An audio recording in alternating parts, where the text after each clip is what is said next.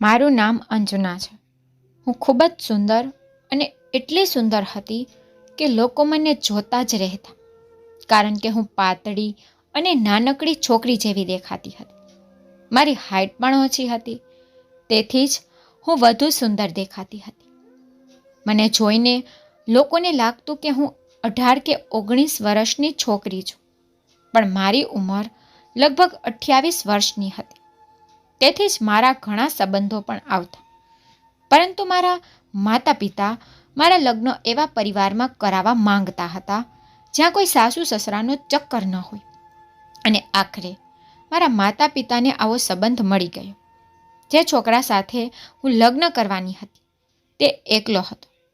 તેની સાથે માત્ર તેનો એક નાનો ભાઈ રહેતો હતો, જે કામ પર જતો હતો. બંને ભાઈઓ અલગ અલગ જગ્યાએ કામ કરતા હતા. મારા સાસરિયાનું ઘર પણ ઘણું મોટું હતું. મારા સાસરિયાના ઘરમાં જે કંઈ હતું તે મારા પતિ અને દેવરનું જ હતું. મારા માતા પિતાને લાગ્યું કે તેઓને મારા અહીં લગ્ન કરાવી દેવા જોઈએ. આ સંબંધ અમારા પડોશમાં રહેતા પંડિતજીએ અમને કહ્યું હતું, કારણ કે તેઓ સંબંધો કરાવતા હતા. તેણે આ છોકરાના ખૂબ વખાણ કર્યા. મારા માતા પિતા છોકરાને જોવા ગયા ત્યારે તેમને છોકરો, તેનું ઘર અને તેનો કારોબાર ખૂબ જ ગમ્યો. તેથી તે ના પાડી શક્યા નહીં અને તેણે મારો સંબંધ ફાઇનલ કરી દીધો. હું મારા લગ્નથી ખૂબ જ ખુશ હતી, કારણ કે લોકો કહેતા હતા કે જેવી અંજના છે તેવો જ તેનો પતિ છે. આખરે મારા લગ્ન થયા અને હું ત્યાંથી નીકળીને મારા સાસરે આવી. હું ખૂબ ખુશ હતી. અમારા લગ્નની પહેલી રાત્રે મારા પતિએ મારી સાથે ખૂબ સરસ રીતે વાત કરી. પણ એક વાત બહુ વિચિત્ર હતી. અમારા લગ્નની પહેલી જ રાત્રે તેણે મને કહ્યું હતું કે તારે મારા ભાઈનું ખૂબ ધ્યાન રાખવું પડશે. તેની સાથે હંમેશા તમારા નાના ભાઈ જેવો વ્યવહાર કરો. જેમ તે મારો ભાઈ છે તેમ તે તમારો પણ ભાઈ છે. તેથી તેના સાથે ક્યારેય ભેદભાવ ન કરવો. મેં તેને ખાતરી આપી હતી કે હું તેના ભાઈની ખૂબ કાળજી રાખીશ. મારા જવાબથી મારા પતિ ખૂબ ખુશ થયા. હું ખુશ હતી કે મેં એક સારા માણસ સાથે લગ્ન કર્યા, જેની સાથે હું મારું આખું જીવન આરામથી અને આનંદથી વિતાવી શકું. પણ મારા લગ્નને થોડા મહિના જ થયા હતા. મારા સાસરિયાનું ઘર એકદમ સામાન્ય હતું, પરંતુ મેં વિચાર્યું કે સામાન્ય જીવન મારા માટે ઘણી ખુશીઓ લાવશે. મારા પતિ ન તો માતા પિતા હતા કે ન તો કોઈ બહેન. એક જ નાનો ભાઈ હતો અને તે પણ નોકરી કરતો. મારા પતિની નોકરી ખૂબ સારી હતી. તેમણે મારી દરેક ઈચ્છા પૂરી કરી હતી. આ ઘરમાં કોઈ વસ્તુની કમી ન હતી. મારો દેવર દેખાવમાં ખૂબ જ સીધો છોકરો હતો. મારા પતિએ પણ લગ્ન પછી મારા પર કોઈ લાંબી કે ટૂંકી જવાબદારી મૂકી ન હતી અને તેમનું એટલું જ કહેવું હતું કે મારો નાનો ભાઈ મારા માટે ખૂબ જ અઝીઝ છે. મેં તેને પિતા બની ઉછેર્યો છે, તેથી હવે હું તેની જવાબદારી તને સોંપું છું. તારે તેને કોઈ વસ્તુની કમી થવા દેવાની નથી. મને પણ કોઈ વાંધો ન હતો, કારણ કે મેં તેને અમારા લગ્નની પહેલી રાત્રે ખાતરી આપી હતી કે હું હંમેશા મારા નાના ભાઈની જેમ તેના ભાઈની સંભાળ રાખીશ. પણ મને ખબર ન હતી કે કેમ તે મને વારંવાર આ વાત યાદ કરાવતા હતા કે મારે તેના ભાઈને કોઈ પણ પ્રકારની તકલીફ પડવા દેવાની નથી. મારા પતિ મારી આ બાબતોથી ખૂબ જ ખુશ હતા, કારણ કે મેં તેમને હંમેશા ખાતરી આપી હતી કે હું ક્યારે તેમના ભાઈને નિરાશ નહીં થવા દઈશ અને તેમને ફરિયાદ કરવાની તક પણ નહીં આપીશ. જ્યારે મારા પતિને લગ્નની પહેલી રાત્રે તેના ભાઈની ચિંતા હતી, તેણે મારા વખાણ પણ ન કર્યા. હું આ વાતે નિરાશ તો થઈ, પણ ચૂપ રહી. એ વિચારી કે મારા પતિ બહુ સારા છે, પણ સાથે અમુક સિરિયસ વર્તન પણ કરતા હતા. તેની સાથે કોઈ પણ પ્રકારની મજાક પણ કરી શકતી ન હતી. પત્નીના વખાણ કેવી રીતે કરવા તે પણ તેને આવડતું ન હતું. પરંતુ તેણે મારું ખૂબ ધ્યાન રાખ્યું હતું અને તે ઉપરાંત તેણે મને ક્યારેય ફરિયાદ કરવાની તક આપી નહીં. લગ્નના થોડા જ દિવસોમાં મેં તમામ જવાબદારીઓ ઉપાડી લીધી, કારણ કે મારા પતિએ કહ્યું હતું કે હવે આ તારું ઘર છે, તું ઈચ્છ તેમાં ઘરમાં રહી શકે છે અને ઘરમાં હંમેશા ખુશ રહેવું. હું આખો દિવસ ઘરે એકલી રહેતી. મારા પતિ કામ પર જતા હતા અને મારા દેવર મોડા ઘરે આવતા હતા. મારો દેવર પણ અડધો દિવસ કામ કરતો અને અડધો દિવસ તેના મિત્રો સાથે રહેતો અને તે ઘરની અંદર આવતાની સાથે જ પોતાને રૂમમાં બંધ કરી લેતો. આ ઘરમાં ખૂબ જ શાંતિ હતી, કારણ કે મને કોઈ પણ વાતમાં રોકવાવાળું ન હતું. લગ્નને 2 મહિના વીતી ગયા હતા. મારા પતિ મારી બધી ઈચ્છા પૂરી કરતા અને દેવર રાતે જમવા સમયે જ સામે આવતો, પણ તેમ છતાં તે મૌન રહેતો અને તેનું ભોજન પૂરું કરીને પાછો રૂમમાં જતો રહેતો. બંને ભાઈઓ ખૂબ જ ગંભીર સ્વભાવના હતા.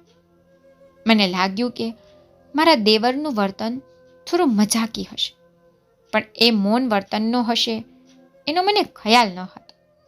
એક દિવસ મારા પતિએ મારા દેવરને પૂછ્યું કે શું તને તારી ભાભી પસંદ નથી? તું તેની સાથે વાત કેમ નથી કરતો? કે મારા પત્નીએ તને કંઈક કહ્યું કે મારી પત્ની તારી કોઈ જવાબદારીમાંથી છટકી રહી છે? તારે નિરાશ થવાની જરૂર નથી. વાત ગમે તે હોય, તું મને ખુલીને કહી શકે છે. મારા પતિએ તેને સ્પષ્ટ શબ્દોમાં કહી દીધું હતું કે જો મારી પત્ની તારી સંભાળ નહીં રાખી શકે તો હું પણ ઘરમાં આવી સ્ત્રી નહીં રાખું. હું મારા પતિની વાતથી સતબદ્ધ થઈ ગઈ. મને લાગવા માંડ્યું કે મારા પતિ મારા પ્રેમમાં પાગલ થઈ ગયા છે. હવે હું તેમને જે કહીશ તે તેમ જ કરશે અને મારા વિના જીવવાનું વિચારી પણ નહીં શકે. પરંતુ તે દિવસે મને પહેલી વાર સમજાયું કે મારા પતિ માટે તેના ભાઈ કરતાં વધુ મહત્વનું કોઈ નથી. હું પરેશાન થઈ ગઈ અને મારા દેવર તરફ જોવા લાગી કે હું તેના દરેક કામ સમયસર કરું છું. હું તેને તેના સમયે જ જમવાનું આપું છું, તો તે મને પસંદ કેમ કરશે? તેને શું સમસ્યા હતી? મેં સમયસર જમવાનું બનાવીને તેના રૂમમાં રાખ્યું હતું. હવે તેને ખાધું કે નહીં તે મારો પ્રશ્ન ન હતો. મેં આ વિશે ક્યારેય કોઈ સમાચાર પણ રાખ્યા ન હતા. મારા પતિના પ્રશ્ન પર મારો દેવર મારી સામે જોઈ રહ્યો હતો અને હું તેમના બંનેના ચહેરાને વારંવાર જોઈ રહી હતી. મારો દેવર કહેવા લાગ્યો કે ભાભીને લાગે છે હું બોજ છું, તેથી જ હું તેના માથે વધુ ચડવા માંગતો નથી. હું નથી ઈચ્છતો કે મારા કારણે તેમને ક્યારેય કોઈ મુશ્કેલીનો સામનો કરવો પડે. હું તો હેરાનગી આંખોથી મારા દેવર તરફ જોવા લાગી. ખબર નહીં કેમ તેને લાગ્યું કે તે મારા પર બોજ છે. જોકે તેણે પોતે મારી સાથે વાત કરી ન હતી. તેણે મારી સાથે વાત કરવાનું પણ શરૂ કર્યું ન હતું અને વધુમાં તેણે મને તેના કોઈ કામ વિશે પણ જણાવ્યું ન હતું. તેનું કામ હું જાતે જ કરતી. આ સાંભળીને મારા પતિ મારી સામે કડક નજરે જોવા લાગ્યા અને મને કહેવા લાગ્યા કે મારા ભાઈની ફરિયાદનું કંઈક કર, નહીં તો હું પણ આવું જ વિચારીશ કે મારો ભાઈ તારા પર બોજ છે. મારા પતિની વાત સાંભળીને હું પાગલ થઈ ગઈ, કારણ કે હું સમજી શકતી ન હતી કે શું થઈ રહ્યું છે. મેં ઝડપથી મારા દેવરને સમજાવ્યું કે મને તેમની સાથે કોઈ વાંધો નથી. મારા દેવરે ખંભા ઉચકીને કહ્યું, ઠીક છે ભાભી, હું થોડા દિવસો તમને જોઈ લઈશ કે તમે મારી સાથે કેટલા ખુશ છો. મારા પતિએ તેના ભાઈને વારંવાર કહેવાનું શરૂ કર્યું કે મારી પત્ની હવે પહેલાં કરતાં વધુ તારું ધ્યાન રાખશે, કારણ કે તે પણ સારી રીતે જાણે છે કે મારો ભાઈ મારા માટે કેટલો ખાસ છે. હવે જો તને કોઈ સમસ્યા હોય તો મને જણાવજે. મને તે દિવસે એવું લાગ્યું કે એ ઘર મારા પતિનું નહીં પણ મારા દેવરનું હતું. મારો દેવર તો હવે ત્યાં જ બેસી રહેતો, જ્યારે મારા પતિ પાછળ તે મોટે ભાગે તેના રૂમમાં જ રહેતો હતો. મેં વિચાર્યું હતું કે હું મારા દેવરનું એટલું ધ્યાન રાખીશ કે તે મારા વખાણ કર્યા વિના રહી શકશે નહીં. તે દિવસ પછી હું મારા દેવરની આગળ પાછળ ફરવા લાગી. તે જ્યારે ઘરે આવતા હતા, હું ભોજન પીરસવા તેના રૂમમાં જતી, અને જ્યાં સુધી તે જમ્યા ન હોય ત્યાં સુધી હું તેના રૂમમાંથી બહાર ન આવતી. અને સાંજે હું ચા બનાવીને તેને પીવડાવતી, જેથી અમે સાથે બેસીને ચા પી શકીએ. મારી આટલી સેવા કર્યા પછી મારો દેવર મારી સાથે ફ્રી રહેવા લાગ્યો હતો, અને હવે નોકરી પરથી પાછા આવ્યા પછી તે ઘરે જ રહેવા લાગ્યો હતો. એક દિવસ તે મારી સાથે બેસી મારા ખૂબ વખાણ કરવા લાગ્યો. તે વિચારતો હતો કે હું ખૂબ જ નાની અને નિર્દોષ છોકરી છું. મારા દેવર પાસેથી આ સાંભળીને હું હસી. હું ખરેખર ખૂબ જ સુંદર હતી, અને લગ્ન પછી હું વધુ સુંદર બની ગઈ. હું 28 વર્ષની હતી, તેમ છતાં મારો ચહેરો એક નિર્દોષ છોકરી જેવો લાગતો હતો, અને હું મારી ઉંમર કરતાં નાની દેખાતી હતી. જ્યારે મેં મારા દેવરને મારી ઉંમર જણાવી ત્યારે એક ક્ષણ માટે તે ચૂપ થઈ ગયો. પછી તેણે કહ્યું કે શું ફરક પડે છે? મારો દેવર 22 વર્ષનો હતો. તેને આવું કેમ કહ્યું? હું આ સમજી શકી નહીં, અને મેં ફક્ત હા પાડી. થોડા દિવસો પછી મને લાગ્યું કે મારો દેવર ઊંડી આંખે મને જોતો હતો. પહેલાં હું બેદરકાર હતી, કારણ કે મારો દેવર મોટાભાગે તેના રૂમમાં બંધ રહેતો. પણ હવે મેં જોયું કે તેની નજર મારા પર જ રહેતી. હું મારા દેવરને કંઈ કહી શકતી ન હતી, કારણ કે તે છુપી રીતે મારી સામે જોતો, અને હું તેને મારા પતિના ડરથી કંઈ કહેતી ન હતી. આ દિવસોમાં મારા પતિ પણ મારાથી ખુશ હતા, પણ ક્યારેક મારા પતિનો તેના ભાઈ માટેનો પાગલપન મને સમજાતો ન હતો. મારા પતિનું ફેક્ટરીનું કામ વધી જવાને કારણે મારા પતિએ કહ્યું હતું કે તેઓ થોડા દિવસ મોડી રાત્રે ઘરે પાછા આવશે, અને રાત્રે વધુ મોડું થાય તો આવશે પણ નહીં. મેં વિચાર્યું કે મારા પતિ ઘરે ન હોવાથી હું મારા દેવરને પૂછીશ કે જમવામાં શું બનાવું છું. મારા દેવરે તો મને જમવામાં ઘણી ડિશિસ કહી હતી. તેને કહ્યું, ભાભી, મહેમાનો ક્યારેય વધુ અમારા ઘરે આવ્યા નથી, કારણ કે અમે બે ભાઈ શું કરી શકીએ. તેથી જ હું ઈચ્છું છું કે જેટલો ખોરાક મહેમાન આવે ત્યારે બનાવી એટલો આજે બનાવો.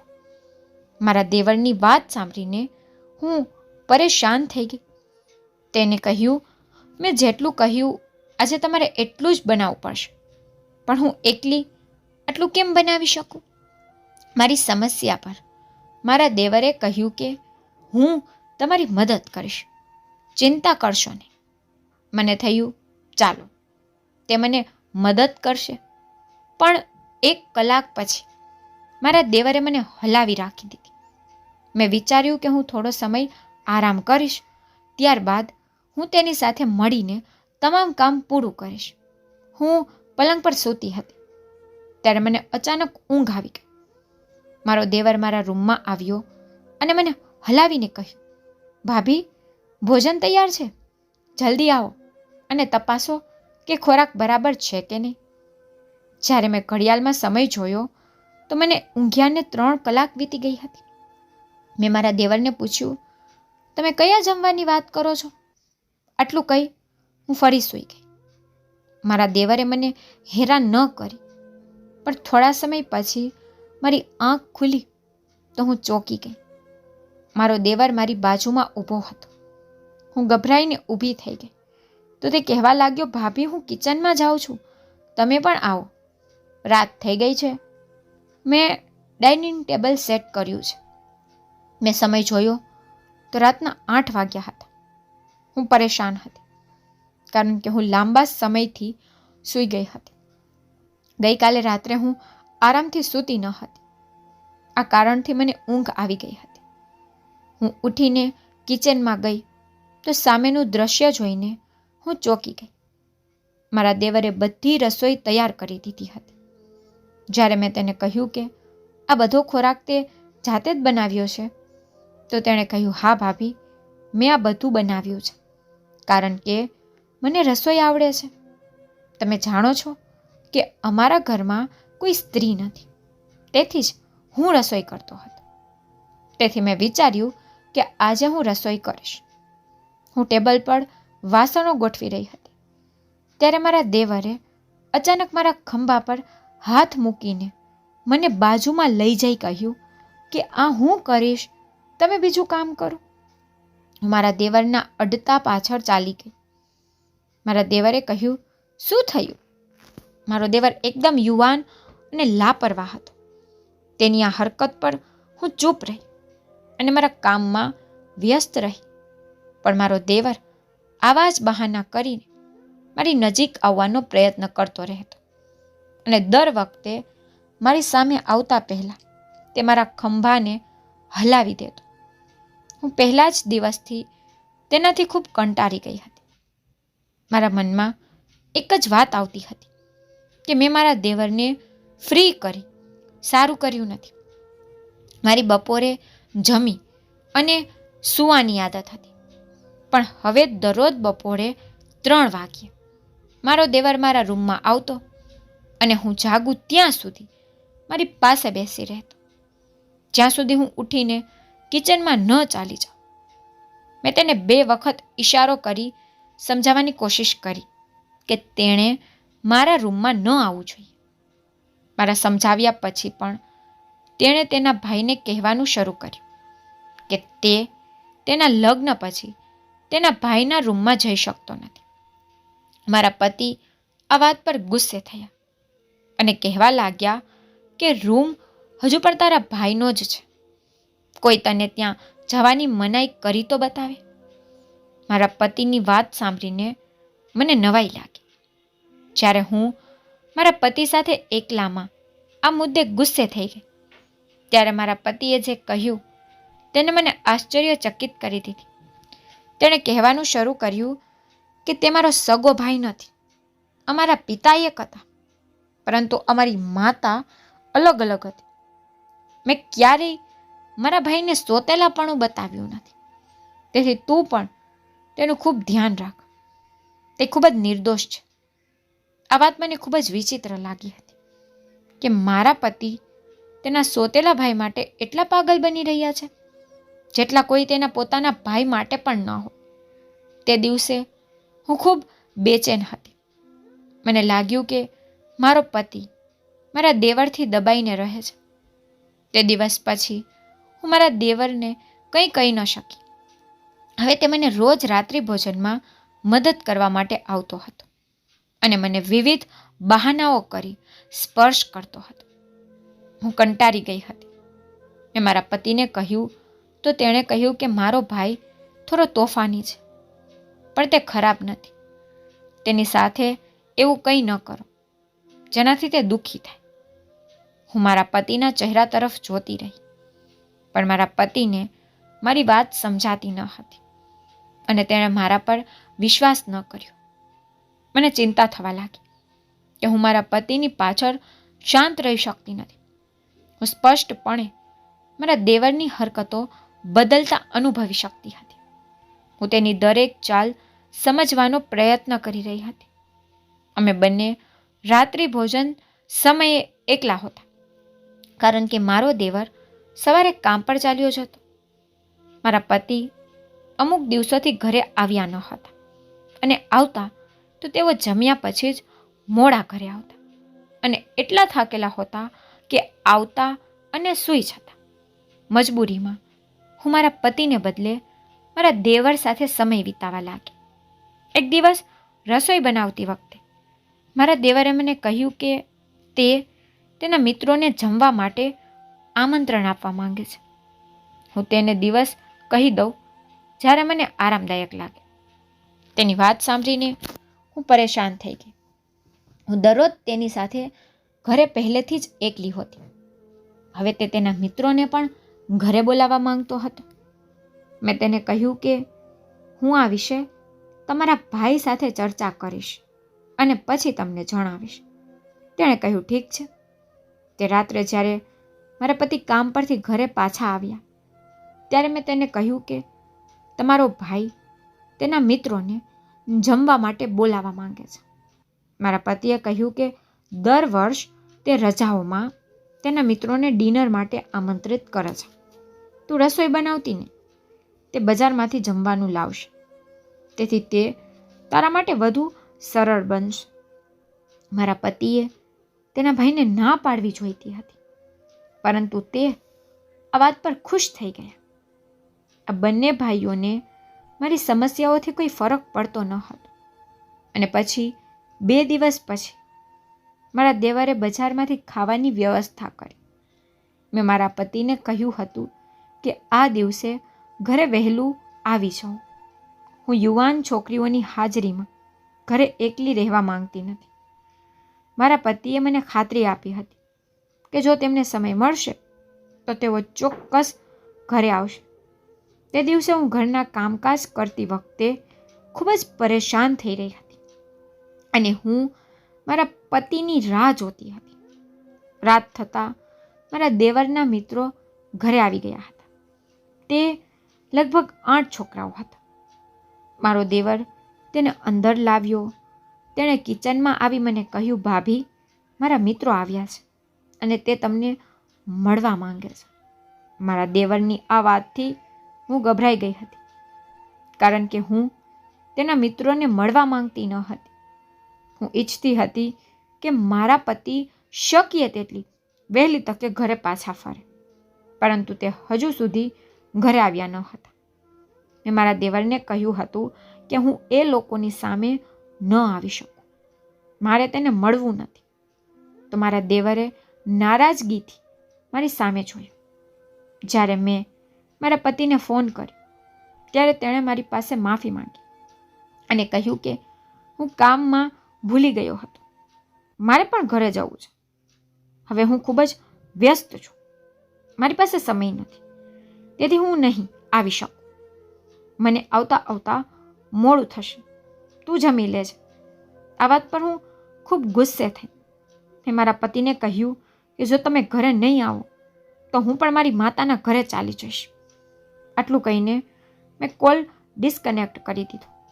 મહેમાનોને ખવડાવવું અમારા માટે મુશ્કેલ ન હતું, પણ ઘણા છોકરાઓની હાજરીમાં એકલા રહેવાનો ડર હતો, કારણ કે ઘરમાં મારા સિવાય બીજી કોઈ સ્ત્રી હાજર ન હતી. મારો દેવર મારી સાથે પહેલેથી જ એકદમ ફ્રી હતો. હવે મને ખબર નથી કે તેના મિત્રો કેવા હશે. આ વિચારીને હું ખૂબ જ પરેશાન થઈ રહી હતી.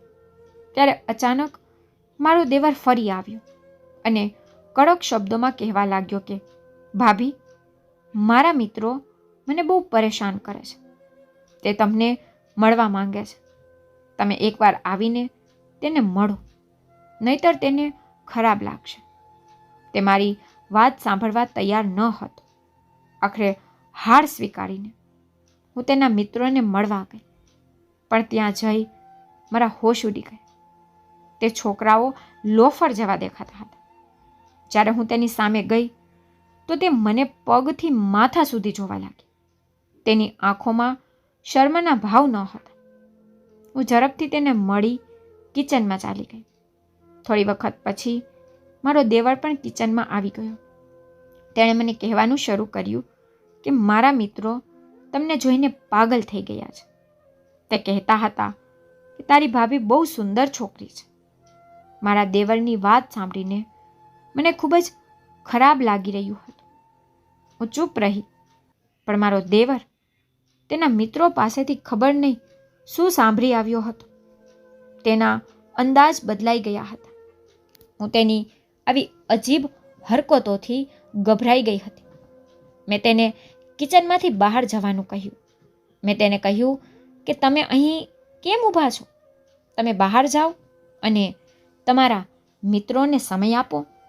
મહેમાનોને એકલા છોડવા સારી વાત નથી. તેણે કહેવાનું શરૂ કર્યું કે મારા મિત્રો ઈચ્છે છે કે હું તમારી મદદ કરું. તેને મારા પર ગુસ્સો આવી રહ્યો છે કે તું તારી ભાભી પાસે એકલો કામ કરાવે છે.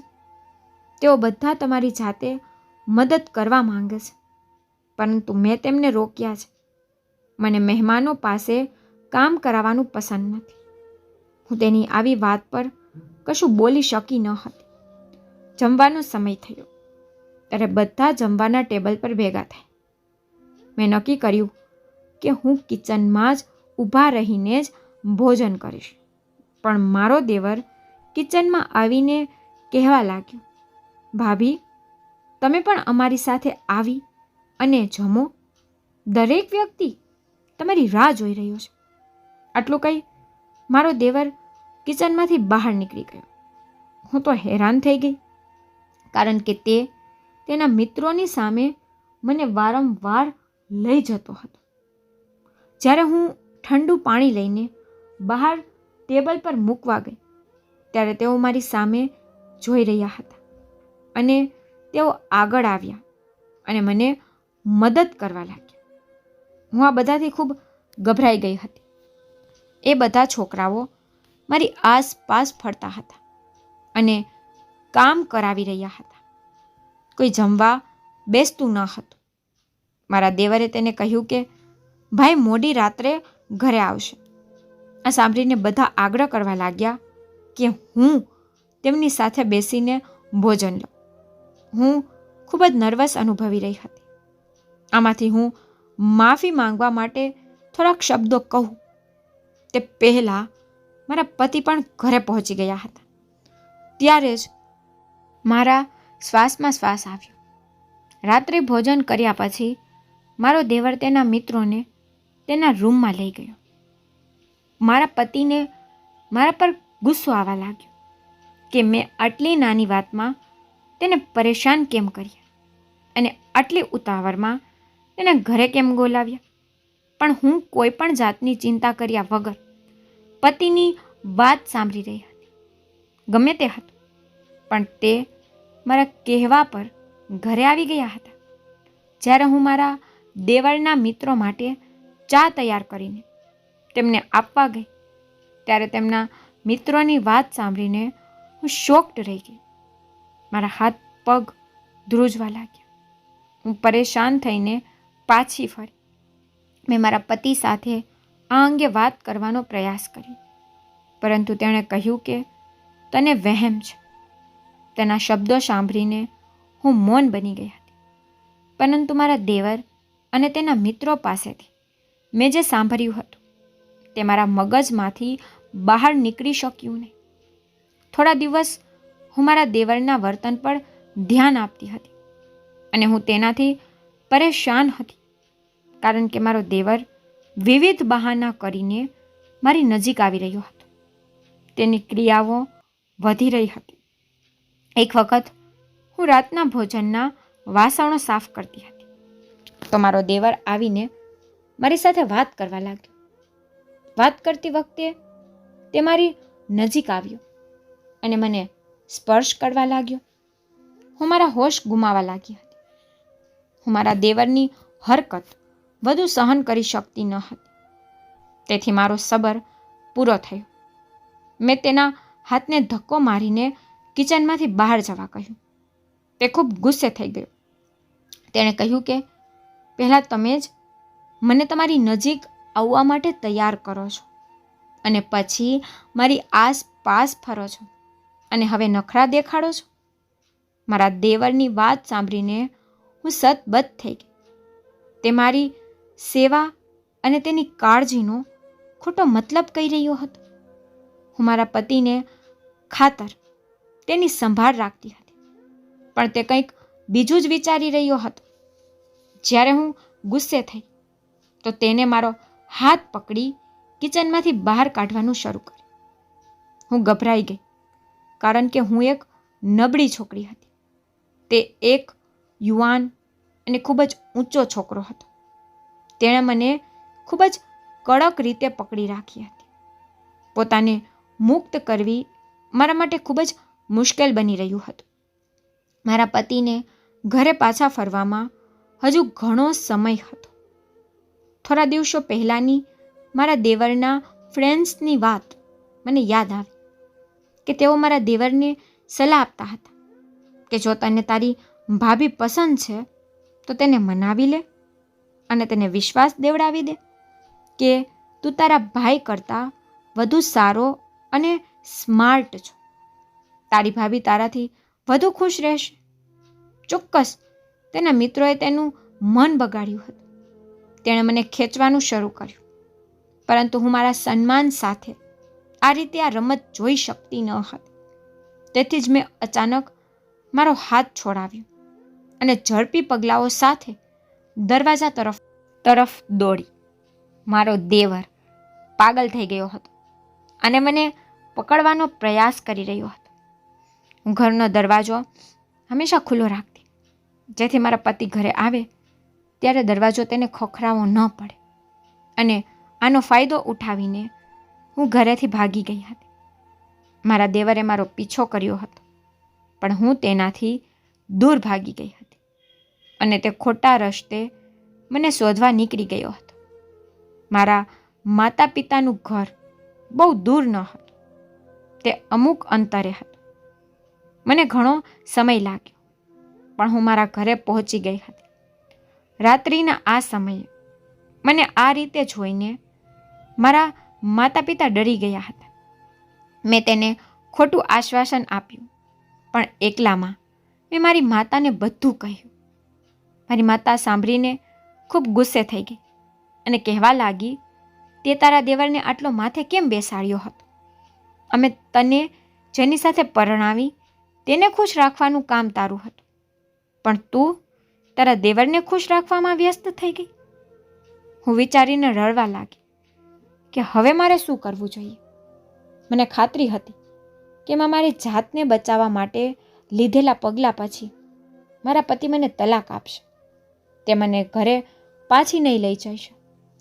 મારી માતાને પણ આ વાતનો અફસોસ થવા લાગ્યો અને કહ્યું કે તારી નાની બહેનના લગ્ન હું તારા દેવર સાથે વિચારવા લાગી હતી કે તું ઘરે એકલી છે, તો મેં વિચાર્યું કે બંને બહેનો આખી જિંદગી સાથે એક જ ઘર પર રાજ કરશું. હું મારી જ મુશ્કેલીમાં હતી. મને ખબર ન હતી કે મારા પતિ ઘરેથી ભાગી જવા વિશે શું વિચારશે. મેં મારી માતાનો મોબાઈલ લીધો અને મારા પતિને ફોન કર્યો. મારા પતિએ મને એ જ પ્રશ્ન પૂછ્યો.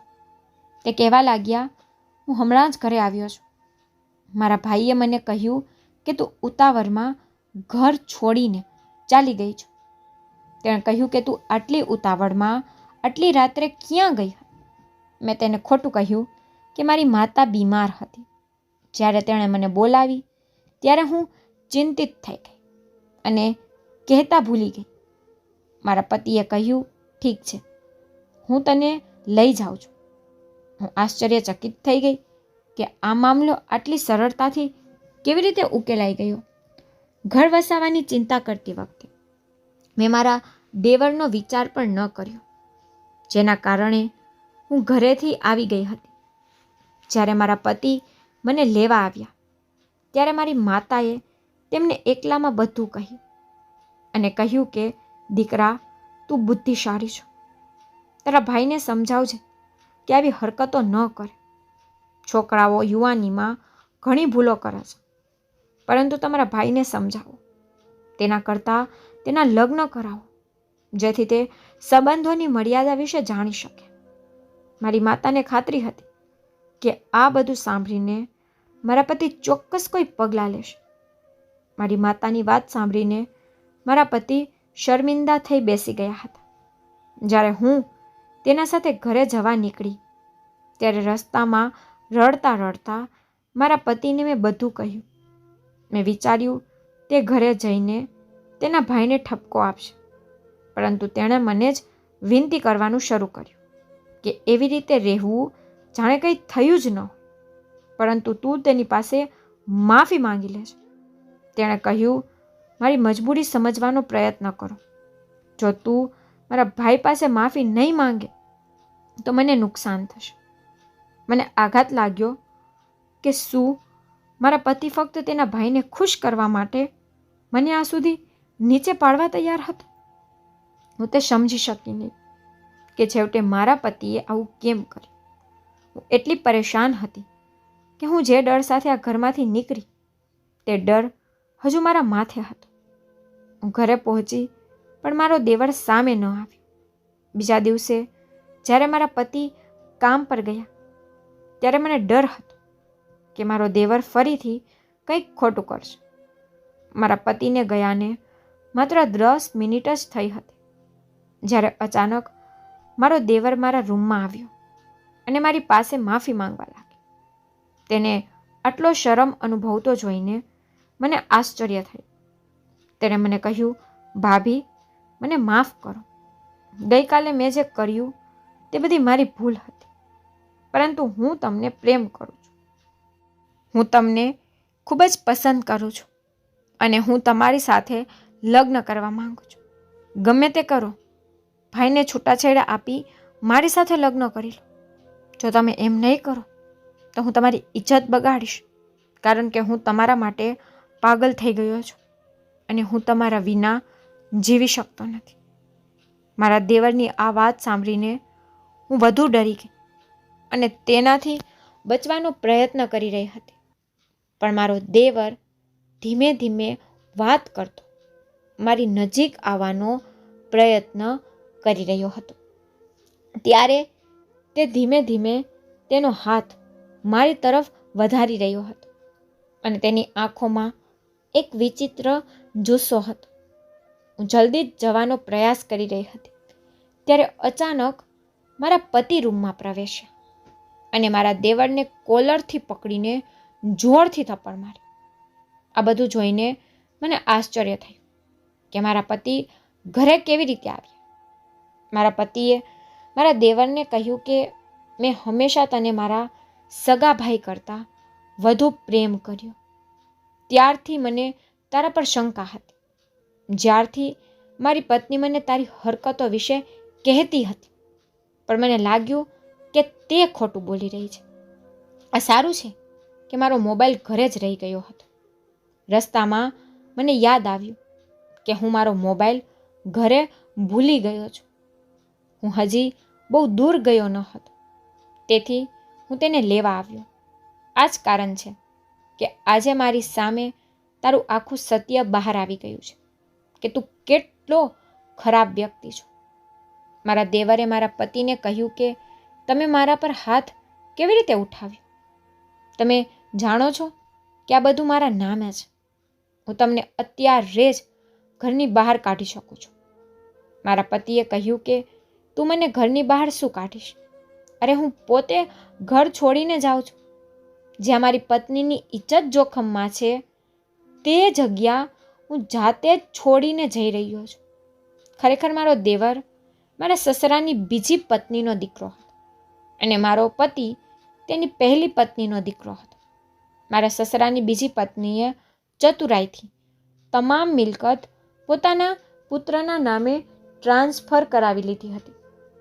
તેથી જ તે હતું તે મારા દેવરના નામે હતું. આ જ કારણ હતું કે મારા પતિ ઘરમાં શાંતિથી રહેવા માંગતા હતા અને હંમેશા તેમના સોતેલા ભાઈને તેમના સગા ભાઈ જેમ પ્રેમ કરતા હતા. આ જ તેને મજબૂરી કરી રહ્યું હતું. મારા પતિએ કહ્યું કે મારાથી મોટી ભૂલ થઈ છે. મને મારા સોતેલા ભાઈ પર વિશ્વાસ હતો, પણ સોતેલો જ હોય છે. તે ગમે ત્યાં તેનું સોતેલુંપણું દેખાડી શકે છે. તે દિવસે મારા દેવર અને મારા પતિ વચ્ચે મોટી લડાઈ થઈ. મારા પતિએ તેનો અને મારો સામાન પેક કરી લીધો હતો. તે પછી અમે તે ઘર છોડી દીધું અને અમે બીજા શહેરમાં ભાડે રહીએ છીએ. મારા પતિને પણ અહીં સારી નોકરી મળી ગઈ છે. હવે હું મારા પતિ સાથે ખૂબ જ ખુશ છું, કારણ કે તે ભગવાનની સારી ઈચ્છા હતી કે તેના સોતેલા ભાઈની વાસ્તવિકતા મારા પતિની સામે આવી. નહીંતર તે દિવસે મારી ઇજ્જત ગુમાવી દીધી હોત. તેથી હું કહેવા માંગુ છું કે કોઈના પર આંધળો વિશ્વાસ ન કરવો જોઈએ. મતલબ વિના કોઈ વ્યક્તિ તમારા માટે સારો નથી. દરેકનો કોઈને કોઈ મતલબ હોય જ છે. જો તમને મારી સ્ટોરી પસંદ આવી હોય તો લાઈક, શેર, સબસ્ક્રાઈબ જરૂરથી કરજો અને તમને મારી સ્ટોરી કેવી લાગે છે તે મને કમેન્ટમાં જરૂરથી કહેજો. Thank you.